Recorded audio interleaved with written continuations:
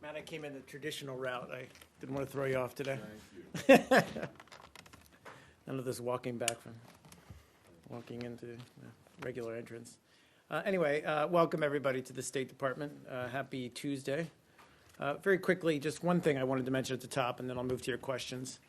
We did want to note that today marks the start of the trial of Nadia Savchenko, who is the Ukrainian soldier and now member of Ukraine's parliament who was kidnapped by Russian-backed separatists in June 2014, spirited across the border to Russia against her will, and then charged with murder. The United States remains deeply disturbed by the Russian Federation's decision to move forward with this baseless case.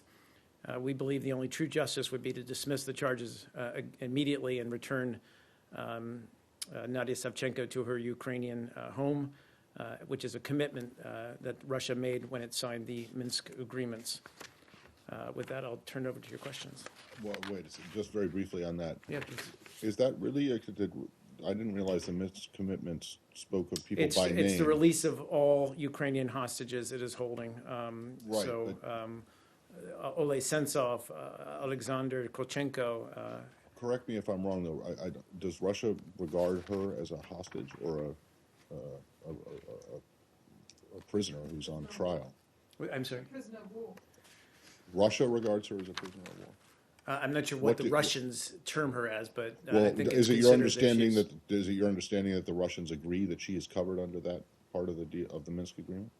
So we've repeatedly called upon her, obviously, I know to treat you her do. as treat her humanely and call for her release. I'm not sure what the Russians term her as, but I believe she's considered as one of these detainees that are caught up in the conflict. By them. By them, yeah. Okay.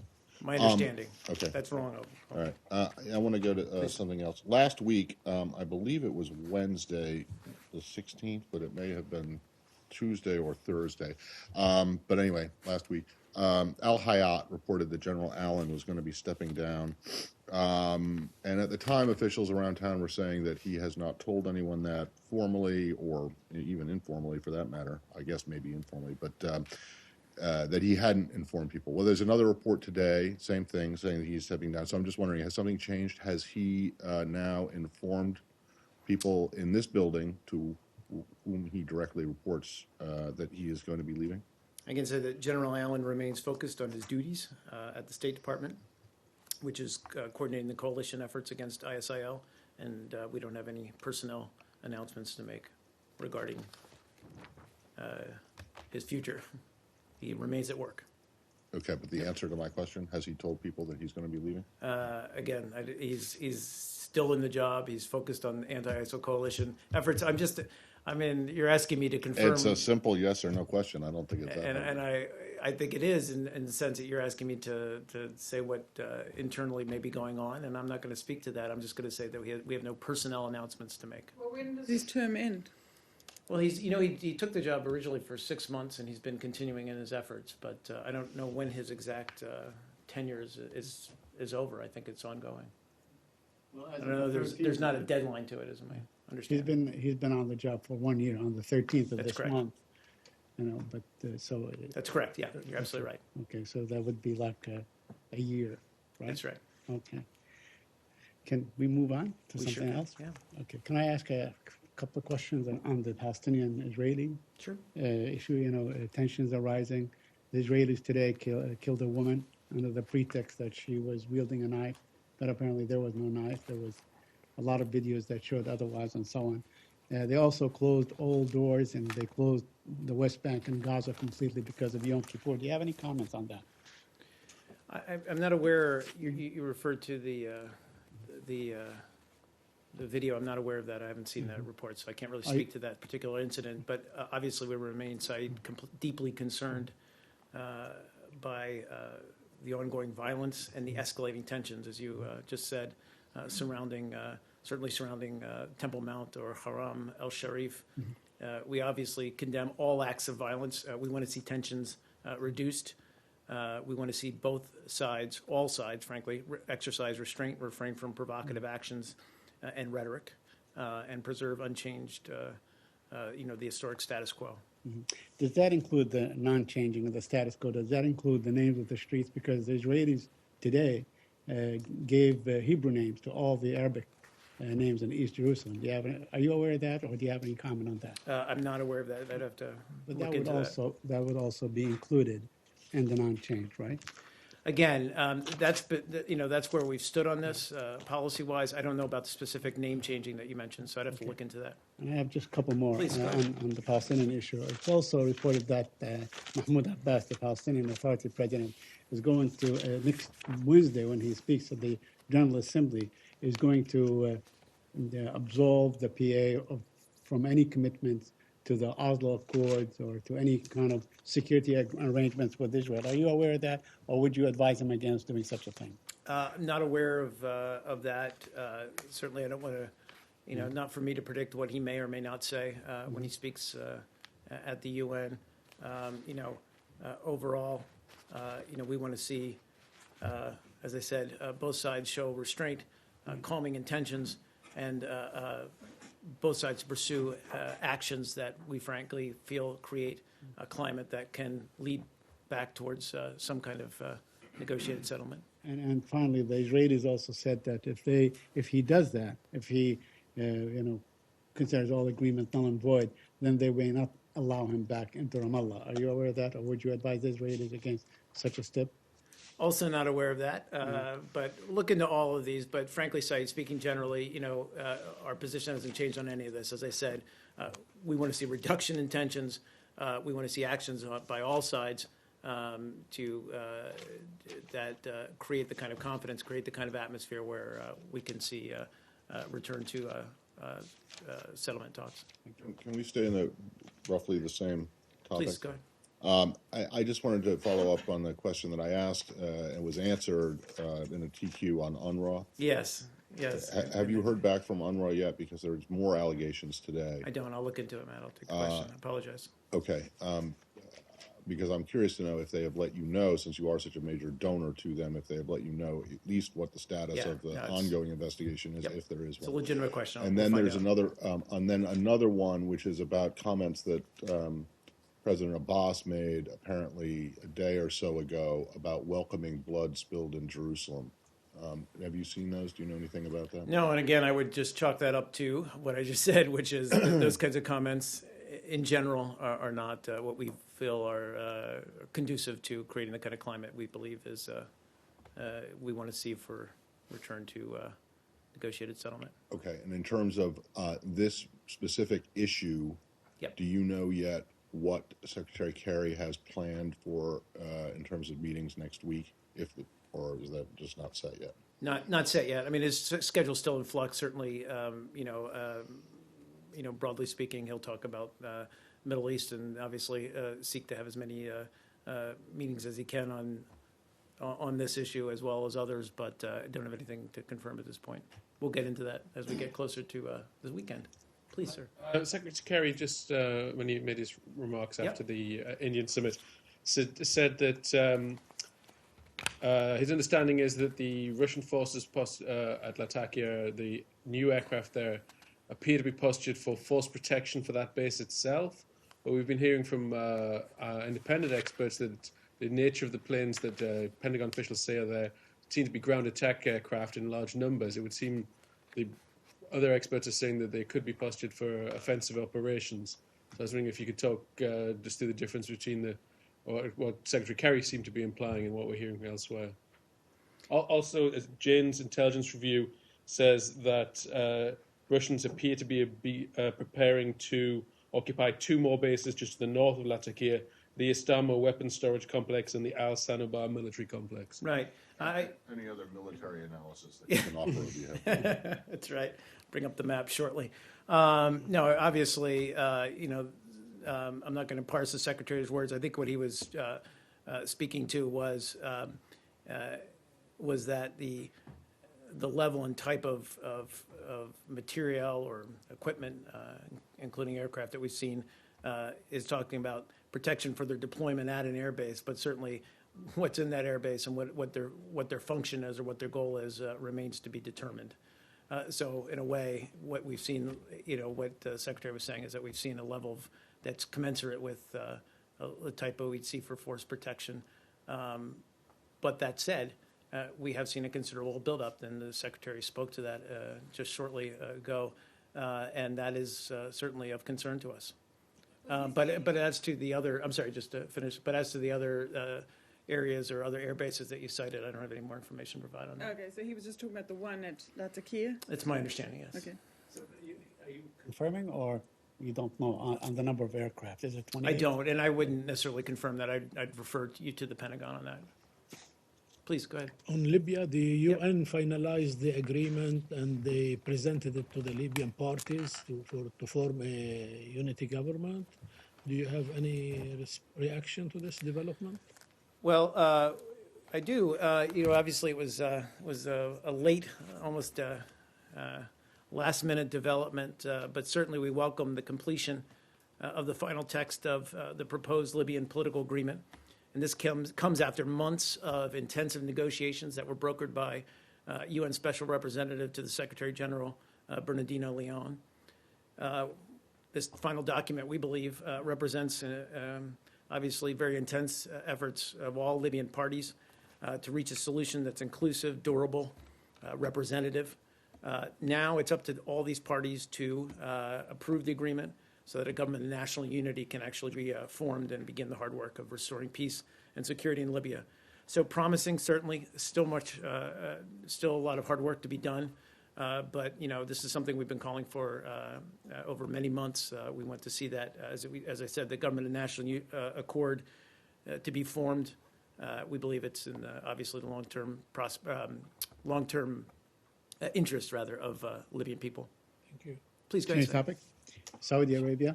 Saudi Arabia. Yesterday, Saudi Arabia was named to head the Human Rights Council, and today I think they announced that they're about to behead a 21-year-old Shia activist named Mohammed An-Nimr. Are you aware of that? I'm not aware of the trial that or the verdict. Well, apparently he death was sentence. arrested when he was 17 years old and kept in juvenile detention, then moved on, and now he's been scheduled to be Right. executed. I mean, we've talked about our concerns about some of the capital punishment cases in Saudi Arabia in our human rights report, but I don't have any more to add to it. So, How about the reaction to them heading the council?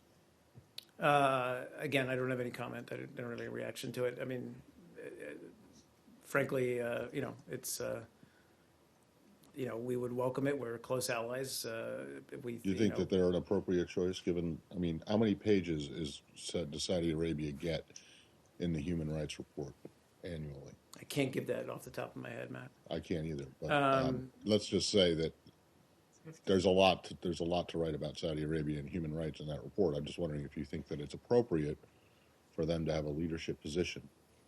We have a strong dialogue, obviously a partnership with Saudi Arabia that spans obviously many issues. We talk about human rights concerns with them.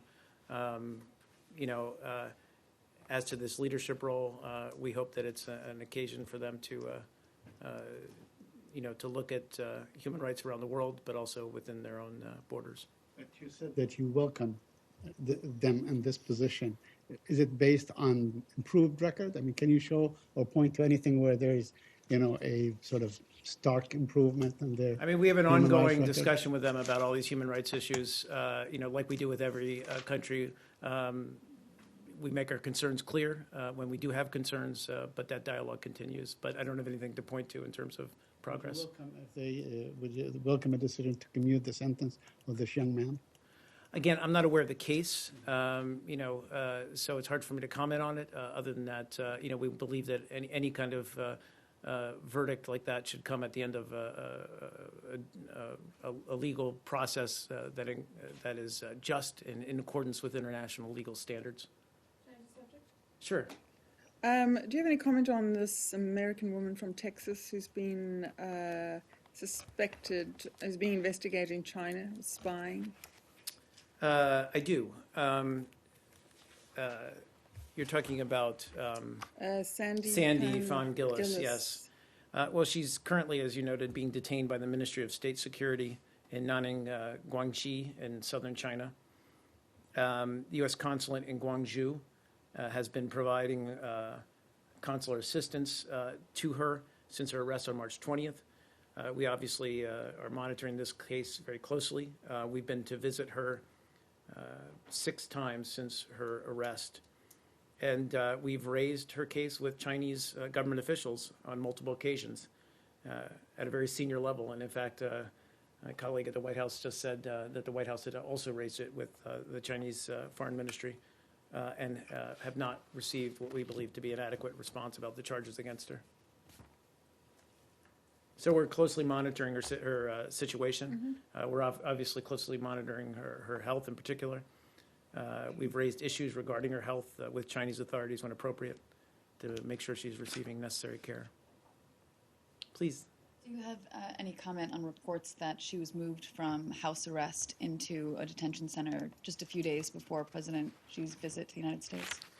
No, actually, I'd actually asked the same question. My understanding is that she was always held in that center, but it's called house arrest, but she's with Chinese officials. But I wasn't aware that that was a recent move.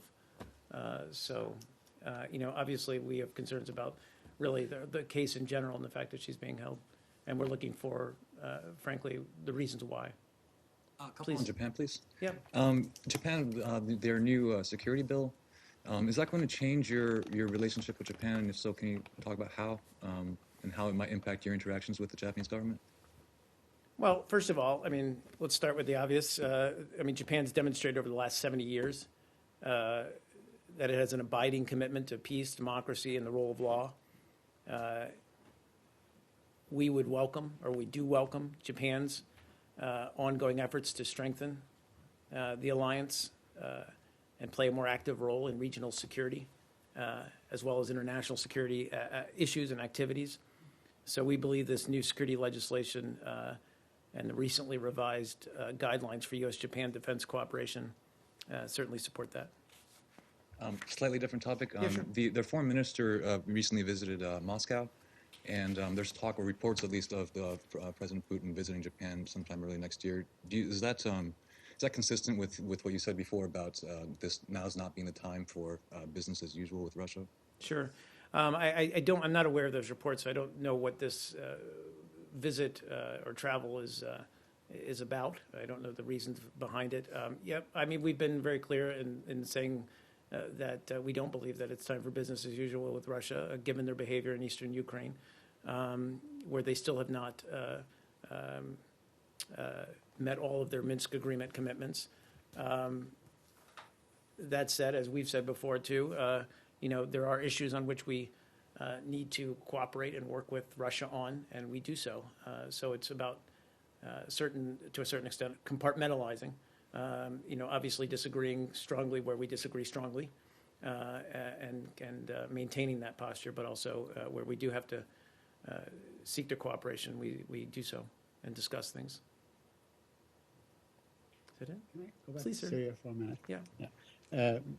Today, I think the UN envoy to Syria, Staffan de Mistura, Yes, announced the Mistura, yeah. formation of 4 working groups and so on. Is the United States going to be involved at any level with these things, at the technical level or any In the working groups? working groups? Yeah. The working groups that were announced like a month and a half Sure, ago. sure. And I remember right when he spoke to, I guess, the UN Security Council about that.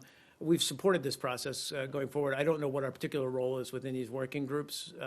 Obviously, as you just saw from the Secretary's remarks, we are very seized with pursuing a political resolution to the conflict in Syria.